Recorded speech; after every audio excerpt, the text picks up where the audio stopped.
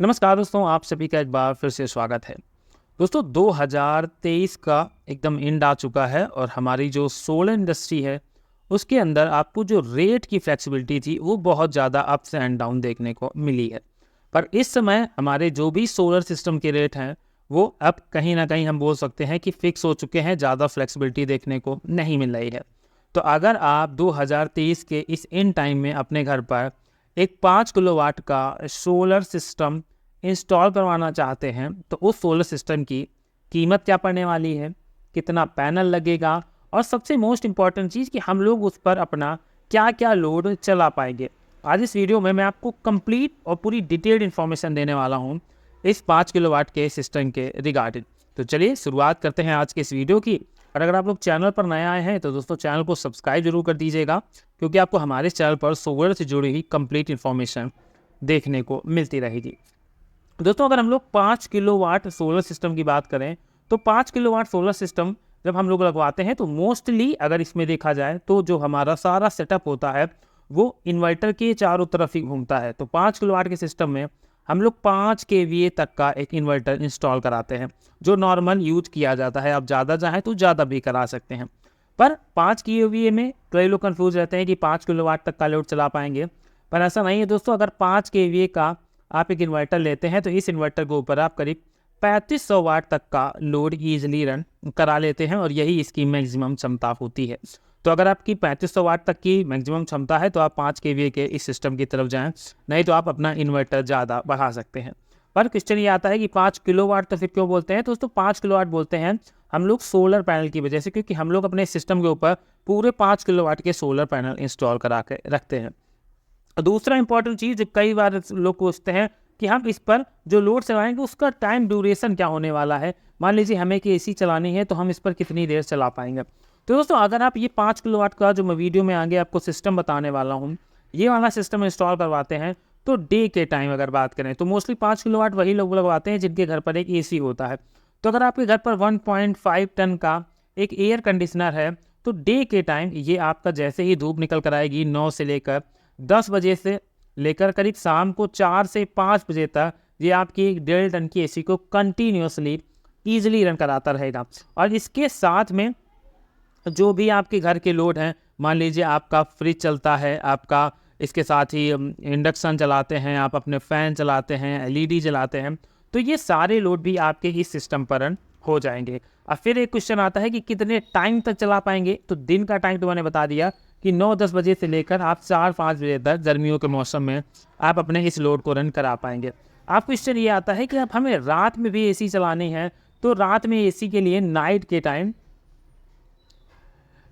Time अगर हम इस पर अपना लोड चला रहे हैं तो क्या क्या लोड चला पाएंगे। दोस्तों नाइट के टाइम हमारे पास जो ऑप्शन होते हैं, क्योंकि हर एक सिस्टम में हमारा एक बैटरी बैंक होता है। बैटरी बैंक अगर 5 किलोवाट की बात करें तो दो मोस्टली चलते हैं, एक 48 वोल्ट का सिस्टम चलता है और एक 96 वोल्ट का सिस्टम चलता है। 48 वोल्ट का मतलब हो गया 4 बैटरी का सिस्टम, 96 वोल्ट का मतलब हो गया 8 बैटरी का सिस्टम। अगर हमें रात में ज़्यादा लोड चलाना है इस दैट केस हमारी जो बैटरी आती है, जो हम लोग टार ट्यूबल बैटरी की बात करें तो 100 AH की बैटरी से लेकर हमारी 230 और 250 AH तक की बैटरी आती है। तो अगर 100 AH की बात करूँ तो 100 AH की बैटरी की जो स्टोरेज कैपेसिटी होती है वो आप यहाँ पर 1000 वाट की एक नई बैटरी की स्टोरेज कैपेसिटी जोड़कर रख सकते हैं। तो अगर हमारी एक 100 AH की बैटरी हमने इस पर 4 लगाई है तो मतलब 4000 वाट का हमारे पास एक स्टोरेज बैंक होगा जिसको हम लोग रात में यूटिलाइज कर सकते हैं। तो अब आप इस 4000 वाट के अकॉर्डिंग ही कैलकुलेट कर सकते हैं कि एक एसी हमारी मान लीजिए स्टार्टिंग लोग 1800 से लेती है, उसके बाद 1500 पर आ जाती है, जैसे रूम कूल हो जाता है 1000 के करीब पहुंच जाती है। और उसके अलावा आपकी जो एलईडी के लोड्स हैं, आपके फ़ैन के लोड्स हैं, ये सभी लोड्स के आप वाटेज के हिसाब से निकाल सकते हैं। जैसे फ़ैन है 60 वाट लेता है तो 10 घंटे चलाना है तो मतलब हमें 600 वाट तक का एक स्टोरेज फ़ैन को चला जाएगा। एलईडी के लिए कुछ 200 से 300 वाट का स्टोरेज चला जाएगा। फ्रिज के लिए चला जाएगा करीब 500 वाट तक का स्टोरेज 5 से 10 घंटे के अंदर। तो ऐसे ही हम लोग अपने लोड का सारा कैलकुलेशन करते हैं और उसी हिसाब से बैटरी बैंक को डिसाइड करते हैं। तो ये तो बात हो गई कि हमें एक सिस्टम पर क्या क्या लोड चलाने को मिलेगा और कितने कितने ड्यूरेशन तक मिलेगा। अब बात करते हैं कि 2023 के इस टाइम क्या सोलर सिस्टम लगाना सही रहेगा और उसका जो प्राइस है वो प्राइस क्या रहने वाला है। तो दोस्तों 2023 में जो कीमतें आपको कम देखने को मिल रही हैं, अब ये मुझे लगता है अकॉर्डिंग टू मेरे 2024 तक भी ये अप्रॉक्सीमेटली बिल्कुल सिमिलर रहने वाली हैं, थोड़ा बहुत फ्लेक्सिबिलिटी देखने को मिल सकती है। तो ऐसे में अब अगर हम लोग इस सबके प्राइजेस की बात करें कि हमें किस सिस्टम के लिए कितना प्राइस देना है, तो किसकी कंपोनेंट का क्या क्या प्राइस होगा, तो एक एक करके उसके बारे में बात करते हैं। ये देखिए सोलर पैनल पॉली भी आप ले सकते हैं, या अगर आप एसी जैसे या बड़े लोड चलाने के लिए लेना है तो मैं कहूँगा 5 किलोवाट के सिस्टम के लिए mono PERC half cut bifacial solar panel लीजिएगा, जो अभी तक का सबसे बेस्ट सोलर पैनल है। इसमें आपको 550 वाट तक का पर सोलर पैनल के हिसाब से मिल जाएगा। मतलब ये हुआ जाके कि अगर आप एक 10 पैनल लगाते हैं तो ये हमारा करीब 5500 वाट का हो जाएगा ये हमारा सिस्टम पूरा, जिसमें हम 5000 वाट से प्लस ही पैनल लगा सकते हैं, क्योंकि मोस्टली इन्वर्टर ऐसे आते हैं 99% जिनमें हम लोग 5 किलोवाट का पैनल होता है, उसमें सरप्लस हमारा पैनल बढ़कर लग जाता है। तो 550 वाट के अगर 10 पैनल लगा रहे हैं, ऑन एवरेज 1 किलोवाट हमारा 5 यूनिट तक का जनरेशन करके देता है। तो यहाँ पर हम लोग अगर देखें तो 25 और करीब 28 यूनिट तक हमारा पर डे का जनरेशन इस सोलर पैनल के माध्यम से देखने को मिल जाएगा। जब हमारा एक अच्छा दिन रहेगा, सनी डे रहेगा, उस टाइम हमें 20 से 25 से प्लस यूनिट ही दोस्तों देखने को मिलेंगी। ये यूनिट जनरेशन हो गई। प्राइसिंग की बात करें तो पॉली पैनल भी आपको अप्रॉक्सीमेटली 30 रुपये पर वाट के हिसाब से पड़ेगा, और आप अगर हाफ कट बाईफेशियल पैनल लेंगे तो ये भी 28 से 30 रुपये पर वाट के बीच ही पड़ने वाला है। आपको लोग बोलेंगे कि 24 रुपये पर वाट और 25 रुपये पर वाट भी मिल जाते हैं, पर अगर दोस्तों उनके सारे एक्सपेंसेस जोड़ कर आप अपने घर पर उनके रेट कैलकुलेट करेंगे तो आपको 28 से 30 रुपये ही पैनल पड़ने वाला है, इसमें कोई शक नहीं होने वाला। तो अगर हम लोग 5 किलोवाट का पैनल लगा रहे हैं 30,000 के हिसाब से, तो करीब 1,50,000 रुपये का हमारा सोलर पैनल की कॉस्टिंग हो जाएगी।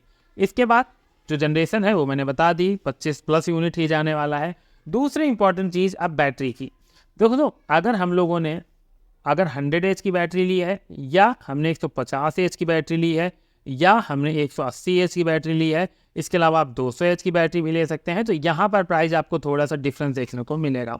मैंने बता दिया बैकअप के हिसाब से ही आपको बैटरी सेलेक्ट करनी है। 100 एच की बैटरी की कीमत अप्रॉक्सीमेटली आपको 10,000 रुपये के नियर अबाउट मिल जाएगी। वहीं 150 एच की बैटरी 13,000 से लेकर 15,000 रुपये तक के बीच मिलती है। वहीं अगर आप 180 एच तक जाएंगे तो करीब 17,000 रुपये की यहाँ पर ये आपको बैटरी पड़ने वाली है। तो अगर आपके एसी जैसे बड़े लोड्स हैं तो मैं रिकमेंड करूँगा कि 180 एच की बैटरी आप अपने सिस्टम के लिए सिलेक्ट करें। और अगर 4 बैटरी की बात करें 180 एच की, तो जब हम 17,000 से इसका मल्टीप्लाई करेंगे तो ये करीब 68,000 हो जाएगा। तो 2 वैल्यूएशन हमारी निकल आए, और यहाँ पर आप बैकअप टाइम भी कैलकुलेट कर सकते हैं जैसे मैंने आपको बताया था।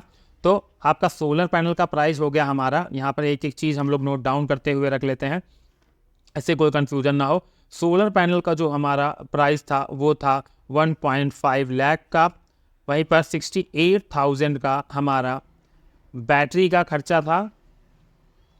अब बात करते हैं इन्वर्टर की। तो इन्वर्टर अगर आप सिर्फ ऑफ ग्रिड सिस्टम ले रहे हैं तो एक 50 से लेकर 55,000 रुपये तक आपको एक अच्छा MPPT का मॉडल मिल जाएगा, जिसमें आपको 5,000 वाट से ज़्यादा का ही पैनल सपोर्ट देखने को मिलेगा। तो 50,000 रुपये का हमारा यहाँ पर इन्वर्टर हो जाएगा। तो अगर हम लोग इस वैल्यूएशन को जोड़ते हैं तो ये हो गया हमारा 6 5 11, और ये करीब 2,70,000 हम लोग लेकर चलते हैं। ये हमारा 2,70,000 की ये इसमें इन्वेस्टमेंट होने वाला है, जिसमें 3 मेन कंपोनेंट, नंबर 1 पर सोलर इन्वर्टर, नंबर 2 पर सोलर पैनल, नंबर 3 पर बैटरी हमारे।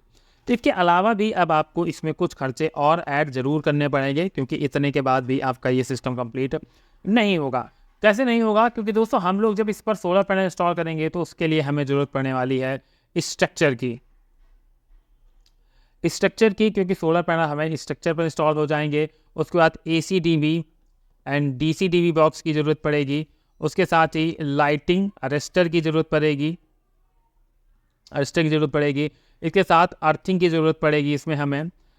ये हमारा कुछ ऐसा खर्चा है जो हमें ज़रूर अपने सिस्टम पर करना होगा, और इसके साथ ही वायर और MC4 कनेक्टर का भी खर्चा हमारे इस सिस्टम में लगने वाला है।